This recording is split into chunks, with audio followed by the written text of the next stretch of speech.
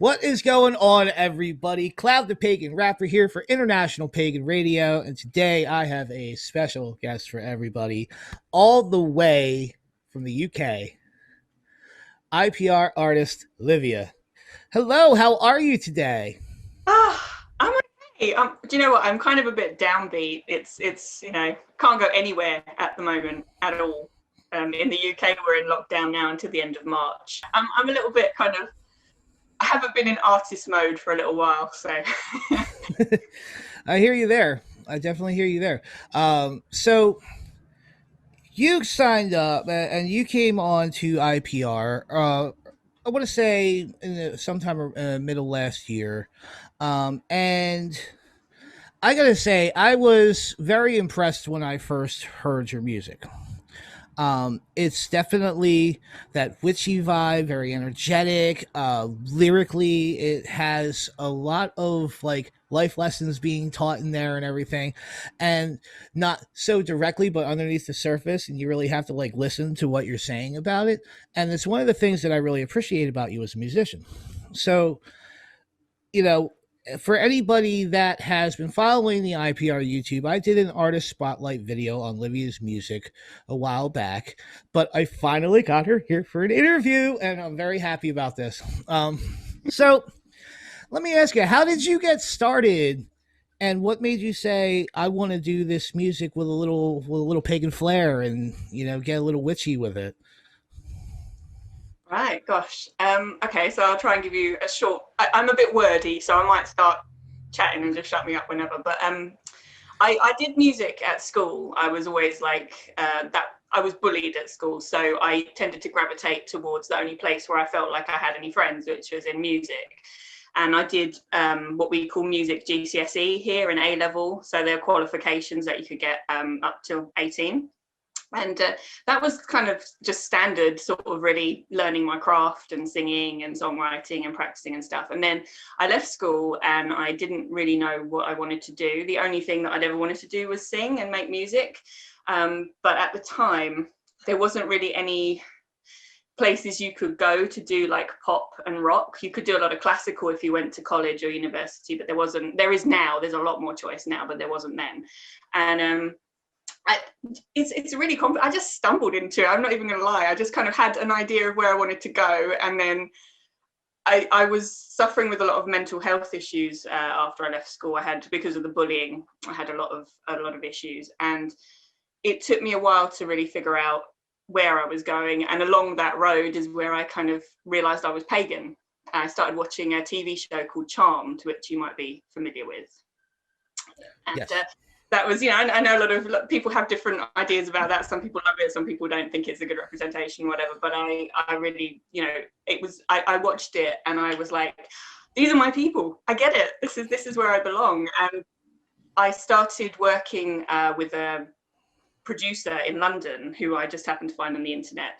And it was called an artist development program. And they took me on and gave me some studio time and vocal lessons and things to really develop what I was doing.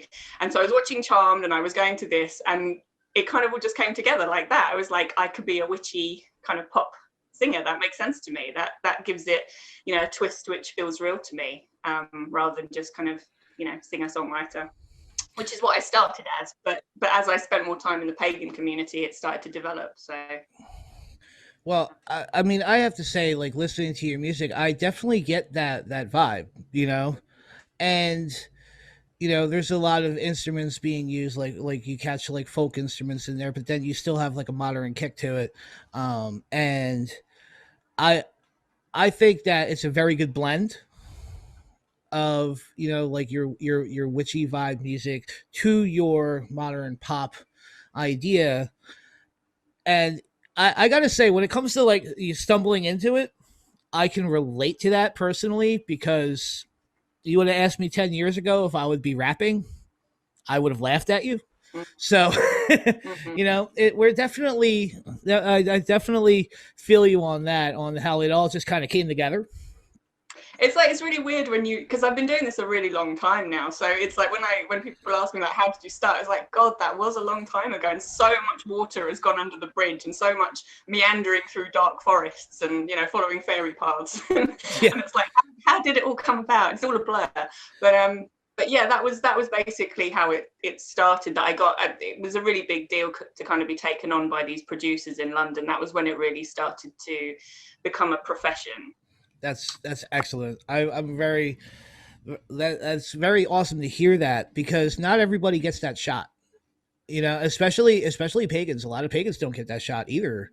You know, so it's really awesome that that happened for you, to be able to get that support, development, advice, and all of that. Yeah. And the finished product is wonderful. You know, Oh, thank so you. yeah, I've been a fan since I heard it myself, and I've definitely, sent your stuff to other people, and like definitely been like, yo, you got to check this out. I'm very big on promotion like that myself, Oh, awesome. for other artists, and so moving into where we are now, right? So you have your album Journey of an Empath. Yeah. You want to tell us a little bit about that, and kind of like what the idea was behind some of the lyrical content in it? Because there's definitely, like I said earlier, there's definitely like some lessons being taught in this album if you listen to it really closely. So like what was your inspiration for writing for these lyrics and stuff? Okay. Another long story, but I'll try and keep it brief.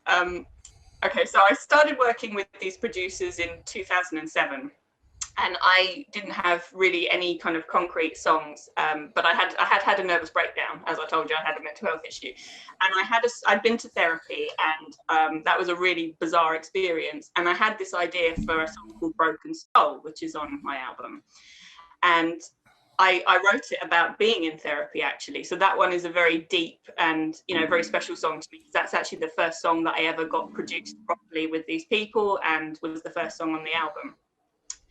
And with them, I was with them for about 2 years, and we wrote about 6 songs together.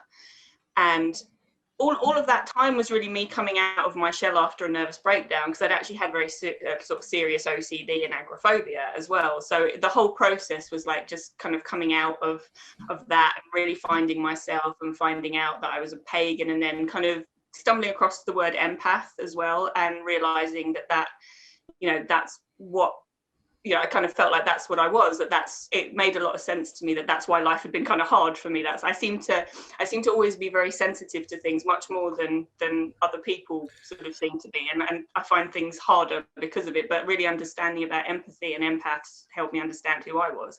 So that's where that came.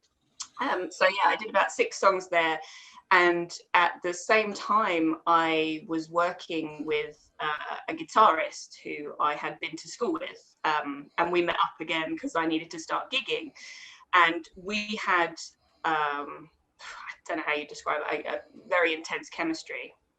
Musical, and it was kind of, everything else, and that was a bit of a shock to me, and I started writing songs there from a very different place as well. Like Burning Up is about that sort of that chemistry that I had with this guy. And so for me, like at the time, I felt like, oh, okay, my entire music career is panning out nicely. I'm having this sort of relationship with my guitarist, and, we're going to be a duo, and it's going to be fantastic. And then it all crashed and burned, because he said to me that he didn't want to be in that with me. He still wanted to work with me, but he didn't want to be in a relationship with me, and he stepped away. And I just kind of crashed completely. That'll happen. Yeah, I built this whole like dream in my mind, and we were musical soulmates, and it was very hard. And then he got involved with someone else very quickly, and I ended up in a real mess, and I had another breakdown, as you do, and then, and that was actually by far worse. But thanks to the wonders of Facebook, of course, you can see all of this. You can see people moving on and all this kind of thing. And I just felt like my entire, but I had to, again, sort of pick myself up from that. So a lot of the songs on Journey of an Empath are about that experience, really. I know it sounds a bit cliched. It's all about heartbreak and stuff, but it is. And it's about having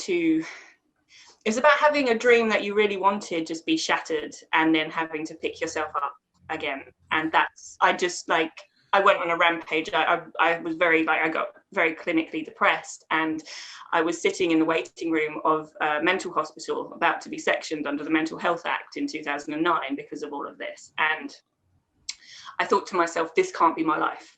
You know, 6 months ago, I was out gigging. I thought I had met the love of my life. It was all great. And then it was like, how can this be my life? And it just was this huge rocket fuel that I wasn't going to let that define me. And so I really just powered everything into music, wrote so many songs, wrote other songs for the album. And then those songs got picked up by some bigger producers, because I was putting them on MySpace, because at that time, MySpace was the big place to put your music. Oh, yeah. And a really big producer called Simon Ellis, who's sort of worked with the Spice Girls and Britney Spears. He heard my music and he said, I'd really like to work with you. And so that was the next part of the journey, really. I started working with him. And so we did songs like Karmic Emergency and Playing with Time and Ghost Ship. And, you know, all of these songs, I was still like really nursing my heartbreak at this time. I was, you know, that was a big loss for me, this guy. And yeah, that whole album is about that journey of having to put myself back together and carry on, really. Well, I want to thank you for sharing all of that. Honestly, because it's not easy to talk about things like that, even when you're past it. So I want to thank you.